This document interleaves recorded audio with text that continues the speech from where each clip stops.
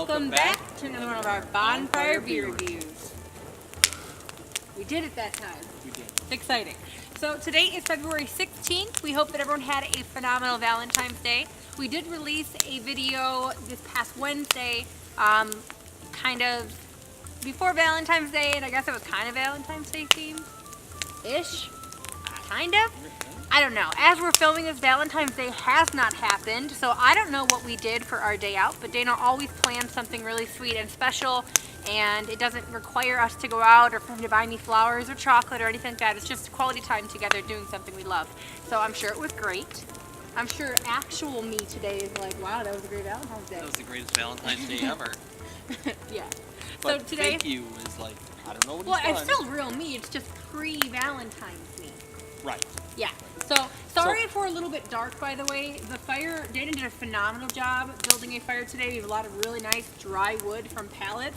So the fire is pretty tall. I'm also trying a new camera position on my tripod, so you're actually lower down, so more fire is visible. Yeah. It's cold. We figured, why not add more fire to the frame and warm you guys up while we're trying to stay warm. So it is, what, 7 degrees right now? 7 right now. It started out today at -9.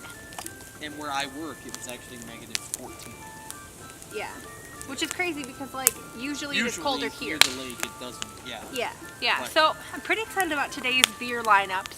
We have a beer from Bell's, which is new release this year, and kind of a new release this year from Founders. It was brewed in 2015, but they didn't brew it for 4 years, and now it's back. So it's kind of new. Right. Okay, so you've been looking for it. I have been looking for it. So I have the Blushing Monk from Founders. This is a raspberry tart Belgian style ale. I'm really pumped about it. And then we have a new one from Bell's, which is kind of cool. The label is pretty funny. It's called Lampshade Party Ale. So we're gonna go ahead and do a dual pour on these guys, and then I'll give you some information on them. I feel like we're drinking like hometown, the best of Michigan. I mean, like Grand Rapids and Kalamazoo. Like, yeah, all we need is that water, and we got all the corners.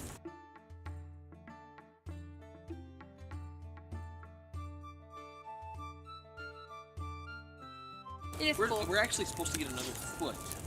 Which right now we have. In the next 3 or 4 days. I'll show the path that Dana created. We have like a whole network system in our backyard cut into it. But we actually have over 2 feet of snow on the ground right now.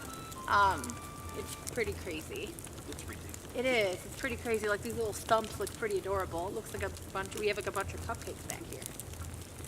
Okay, so let me get some information on Dana's beer so we can talk about it first. We have had Bell's on this channel. Bell's is known and distributed widely throughout the U.S. as well as other countries.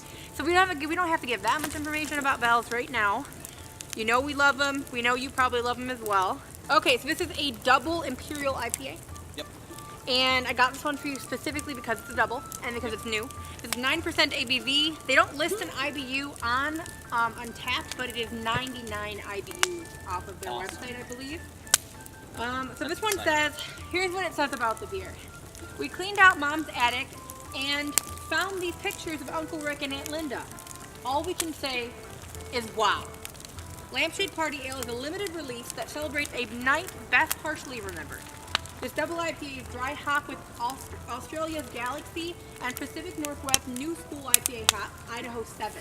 So it's brand new hops that you've never had before. The hop character jumps out at you with juicy aromas of fruit punch, red berry, and pineapple. Bitterness is there, but balanced with a nice malt character. Feel free to indulge, and if a lampshade comes into play, so be it. I wish I had one to wear. I would totally wear it. I don't want to take it off our lamps because it's outside, but that'd be funny. Maybe for our Instagram post, I'll do a photo shoot with a lampshade for you. Okay. And we're not on fire, I promise, and you probably can't see us at all, but, you know, just pretend the fire's talking to you, you know, and that seems nice. If nothing else, the fire's relaxing. Do you see Oberon somewhere? Do you know where he is? No. Is he straightforward in the living room? I can't. Yeah, I think he is. I can't. Okay, so go ahead and get a nose on yours, honey. Frozen. Oh, sweet. Tropical? Tropical, fruity, aromatic, strong, beautiful, double IPA. It smells thick. There's no head. Was there a head when you first poured A it? little bit, yeah, but it's cold, so. Oh yeah, it smells very thick. It smells very juicy. I'm getting Juicy, fruity. pineapple, mango, Like, guava. wow. Yeah, it smells good. Very tropical. Yeah, like a Capri Sun in a beer.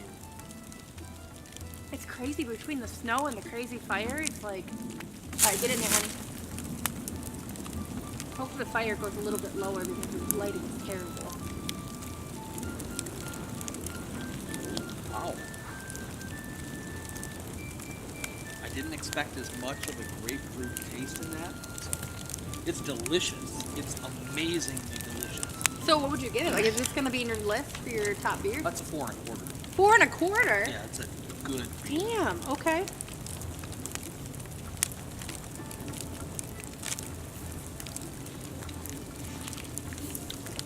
It's really good. It's thirst quenching. Like it's juicy, Yeah. but it kind of actually at the very back it is dry. Yeah, it's got kind of an But it's- unexpected. It's interesting because they're not hops we're used to tasting, but the taste and the profile of the flavor is still familiar. It still has that, like, it's not too bitter. It's almost like these hops are more mellow, like well-rounded flavor profile as opposed to being really pungent or really dominating. They marry well together, so it sounds like there's just two hops in here, an Australian variety of Galaxy, which we have had Galaxy hops before. I'm just not sure what will change with it being grown in Australia versus anywhere else, but Maybe a and then longer the West growing Coast season. hop with Idaho 7. Never heard of that before, but West Coast hops tend to make things a little hazy, which this one definitely is hazy. Oh yeah, you drink it, you know you're drinking a double. It's good. It's a good beer, but it's not too bitter. It doesn't remind me of a normal double, but the ABVs are where they should be, and so are the IBUs. So Yeah, it's really good. pretty good beer. Pretty job, good beer. girls. Yeah, good job. I think the I would label wear is a lampshade hilarious. for you anytime. Just saying. That's sweet for you to say. Yeah, man. You know. Okay, so my beer I'm pretty pumped about. This is called Blushing Monk, as I mentioned. They use a ton of fermented raspberries in the mash. Let me pull up the information that I screenshotted earlier. Okay, so this is 9.2% ABV, 20 IBUs. It's a Belgian-style ale brewed with raspberries. And it says, this is directly from their website. It's on tap in Grand Rapids right now, and this is a limited release or a special seasonal release, released at the beginning of January, and it will be released and restocked until March. So if you can get your hands on it, I would. They have really good reviews online. I've been seeing it all over Facebook, all over my various craft beer groups that I'm part of, as well as like on Tap and Instagram and everywhere. So I'm really hoping it lives up to the hype that I've been seeing. It says, when our love for fruit and our love for beer come together, Blushing Monk happens. Brewed with a ridiculous amount of raspberries for tart yet luscious raspberry jam character, fermented with Belgian yeast for subtle fruit and spice esters. Think of Blushing Monk as a Rubaeus older sibling. I was just thinking about that. I was kind of thinking that too because it does remind me of Rubaeus when I poured it. I didn't smell the sulfuric scent that Rubaeus has on the nose, but maybe I will when I get in there a little closer. More intense, slightly larger, and just a little bit more mature. So this is Rubaeus' older brother. So it's one day Rubaeus grew up and Yeah. had a beer. Yeah, and the first time they brewed this one was in 2015. They just didn't brew it for 4 years. I'm not sure why, but they're calling it kind of a backstage pass beer, whereas they're bringing it back to kind of see how it does. And I'm not sure if they perfected the recipe in any way, but I know that it was gone for 4 years. So. A lot of people love Rubaeus, and it's not one of my. Oh my god, the smell is beers. phenomenal. It smells like a raspberry popsicle, like those healthy fruitsicle things you can buy. I can't remember the brand that makes them, but it's I like... smell the raspberry, but I still get that sulfuric I don't smell. at all. It is such a clean berry scent for me. It's very vibrant and very colorful. It's very pretty in the glass. It actually looks more of a craft soda or a cider of some sort. It's really, really dark red. I'm not sure if it's picking up on the light, but it's very pretty. So, I'm gonna get in there.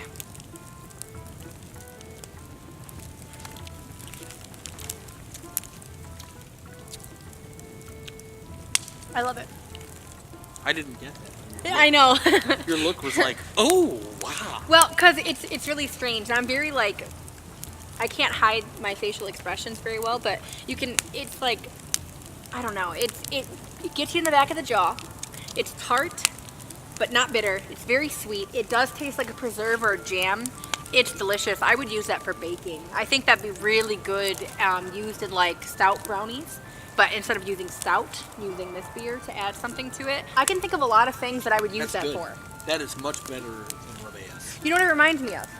Remember when we went to that place in Grand Rapids downtown during our anniversary, during our last anniversary, and we went to that crepe place finally. Yes. That we like so much in Easttown.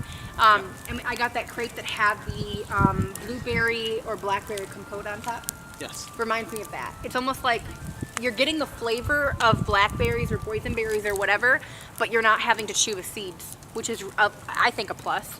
You know, you can drink Nobody this, wants feel to like have you're seeds chewing in a their bunch of beer. berries, and you don't have any seeds in your teeth. It's a good beer. It is. And the ABV is much higher than you'd expect for a beer that tastes this sweet. They did well with that. I think that's much more mellow. Better than Rubaeus. It's much better than Rubaeus. Yeah, way better than Rubaeus. And my dad loves Rubaeus, kudos, but way we to don't go, too Founders. much. Nice job. Yeah, seriously, it's delicious. I'm glad they brought it back, and I'm glad I got my hands on it. You I got can't two wait wins.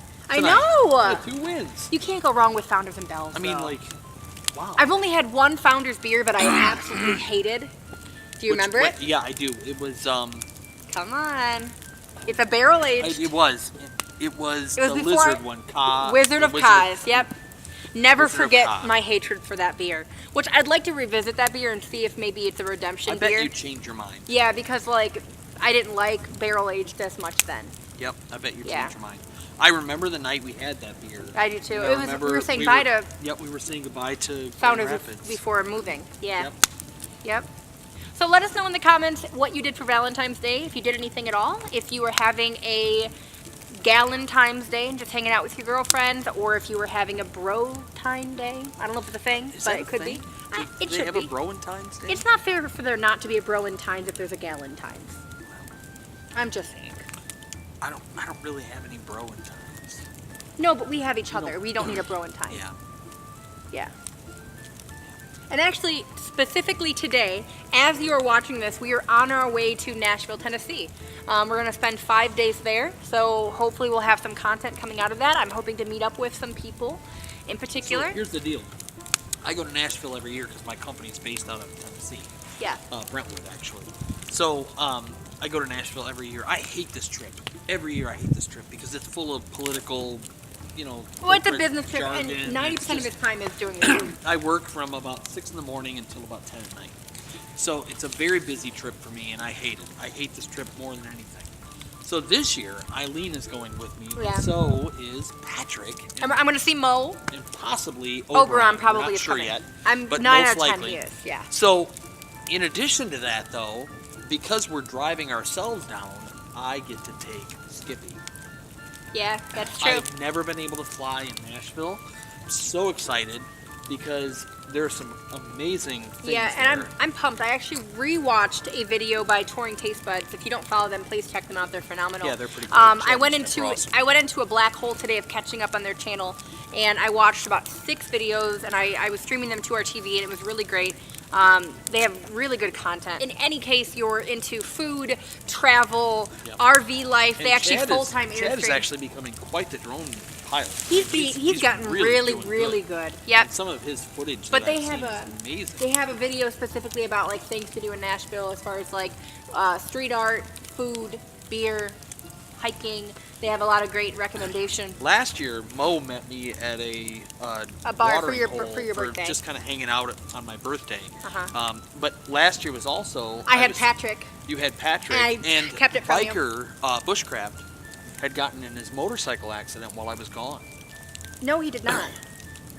He got into his accident while we were filming a video. I've got a message. That's right. He was So going through surgery while you were That's gone. right. That's right. So we filmed a tribute to him We did. while I was gone. Yeah. So, Yeah. but anyway, lots of cool stuff.